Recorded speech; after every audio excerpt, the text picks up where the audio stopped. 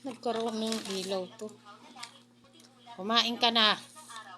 Mapandin yung video mo.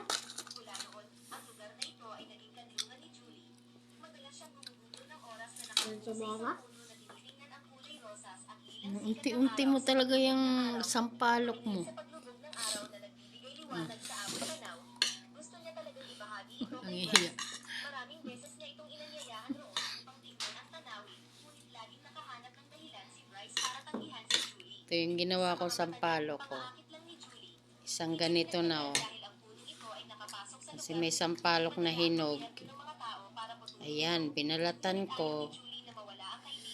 Minatamis ko.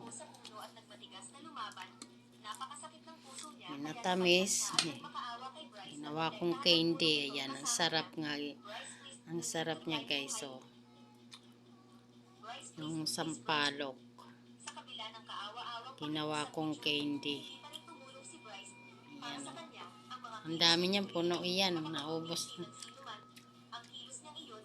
Kinainan ng kinainan ng aking dalaga. Ayan. Gibusin mo. Sampalok.